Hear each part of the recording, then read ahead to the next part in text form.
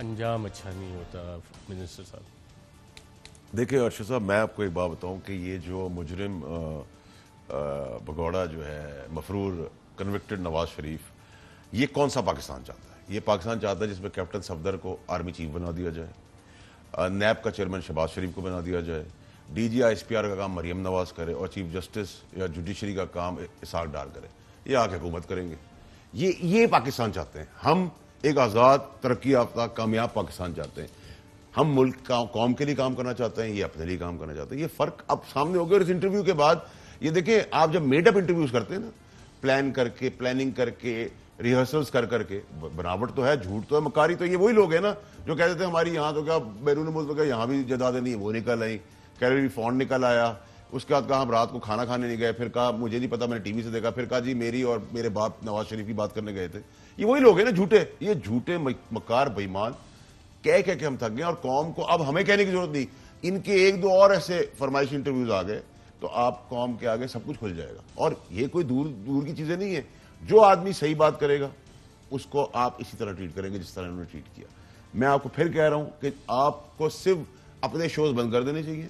مریم نواز کے شو کو ریپیٹ پہ آن کر کے چھوڑ دینا چاہیے. آپ کی بھی یہ خواہش آ گئی ہے منسٹر صاحب؟ قوم جو ہے نا وہ ووٹ کو عزت کے دوبارہ سے یہ خواہش میرا پروگرام بند کرنے کی آ گئی ہے. نہیں اس حساب سے بند کرنے کی میں سمجھ رہا ہوں کیونکہ روزویلٹ کا ایشو جب اٹھا اور ناظرین چیئرمین نیب نے اس کا نوٹس لے لیا، اور چیئرمین نیب نے نوٹس جو لیا اس حوالے سے آج نیب کا باقاعدہ اعلامیہ بھی جاری ہوا کہ قومی احتساب بیورو کے chairman justice retired Javed Iqbal نے 100 سالوں سے انتہائی مرکزی جگہ پر قائم پاکستان کے مشہور زمانہ روزویلٹ ہوٹل کو 31 اکتوبر 2020 سے بند کرنے کا نوٹس لیتے ہوئے ڈی جی نیب راولپنڈی کو تحقیقات کا حکم دے دیا. اور اس حوالے سے کل منسٹر ایویشن غلام سرور صاحب نے ہمارے پروگرام میں کہا 31 اکتوبر نہیں 31 دسمبر تک ہم اس کو بند کریں گے اور یہ ہوٹل بند رہے گا.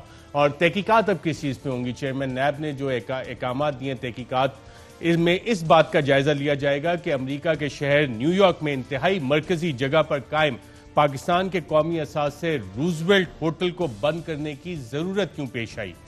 خصوصاً ان وجوہات کا جائزہ لیا جائے گا جن کی وجہ سے حکومت پاکستان کو مبینہ طور پر لاکھوں ڈالرز کا نقصان ہوا. اس کے علاوہ ان ذمہ داران کا بھی تعین کیا جائے گا جنہوں نے اپنے قومی فرائض کی انجام دہی میں مبینہ طور پر کوتاہی برتی اور امریکہ کے شہر نیو یارک میں انتہائی مرکزی جگہ پر قائم روزویلٹ ہوٹل کو منافع بخش بنانے میں اپنا کردار ادا نہیں کیا، یعنی acts of omission and commission.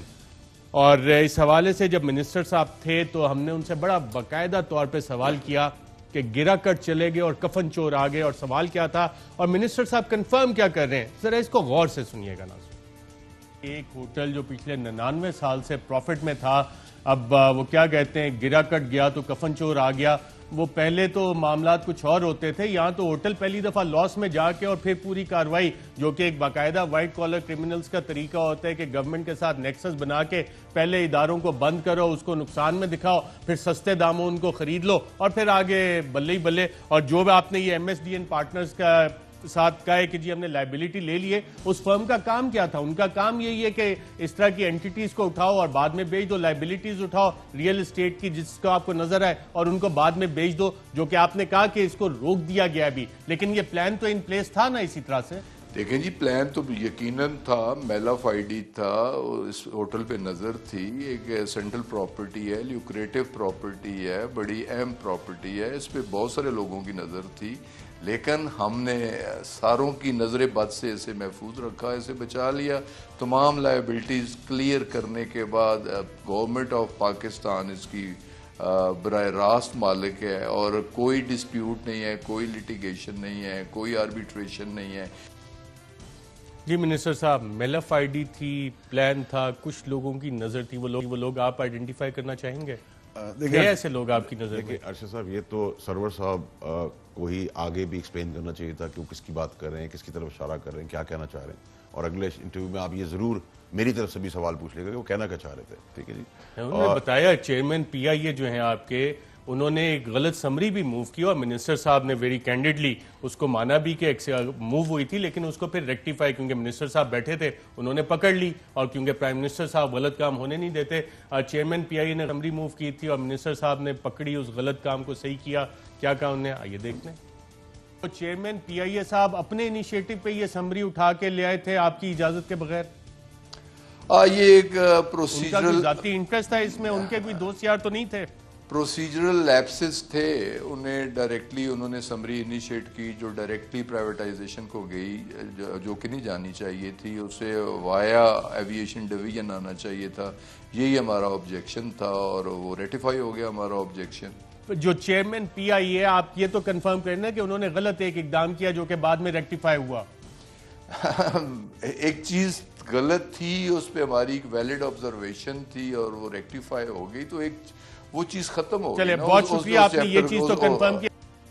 G minister صاحب، سمری بھی آپ کو پتہ ہے نا آسان کام تو نہیں ہے، آپ خود منسٹر ہیں، کیا پروسیس ہوتا ہے کیسے، اور آپ کی منسٹری میں بھی ایک دفعہ کوشش ہوئی کہ بائی پاس کر دیا جائے، لوگوں نے کیا، آپ نے بھی روک لیا. یہ کام تو کرنے کی کاروائیاں لوگ ڈالتے ہیں. دیکھیں ارشد صاحب، ایک تو یہ کہ یہ سرور صاحب کی وزارت ہے تو ہی از اے کنسرنڈ منسٹر، لیکن میں آپ کو ایک چیز بڑی کیٹیگوریکلی بتاؤں گا کہ جو چیئرمین ہیں ارشد ملک صاحب پی آئی اے کے، وہ ایک انتہائی آنیسٹ آدمی ہے، تو اس کی ڈگنیٹی کو آپ کوشچن نہیں کر سکتے. دیکھیں مسٹیکس ہوتی ہے، مجھے نہیں پتا بیچنے کے لیے کس نے کہا تھا غلط سمری موو کرنے کے لیے؟ میں آپ کو بتاؤں جو مجھے یاد آتا ہے جب initially man is not judged by his intentions by his actions. دیکھیں میں آپ کو بتاؤں، دیکھیں ارشد ملک صاحب بہت اچھے ہوں گے، ہم نے بھی پروگرام کیے تھے کہ جناب بہت اچھے کام کریں، یہ غلط کام کیا ہے تو he should be answerable for that. میری بات سنیں ارشد صاحب، میرے وہ رشتہ دار تو ہے نہیں، میرے بھی رشتہ دار نہیں ہے. میں آپ کو جو بتا رہا ہوں، میں آپ کو بتاؤں کہ جب انیشلی یہ بات ہوئی تھی جو مجھے یاد پڑتا ہے وہ یہ تھا کہ کئی چیزیں جو پراپرٹیز تھیں جو ایکسس تھیں یا زیادہ تھیں یا جن کی ضرورت نہیں تھی، اس پہ ایک پرائیویٹائزیشن کے اوپر ایک جرنلائز کیبنٹ میں ڈسکشنز ہوئی تھی کہ ان کو انلسٹ کیا جائے، سائڈ پہ کیا جائے، سمری کی جائے، پرائیویٹائز کر دیا جائے.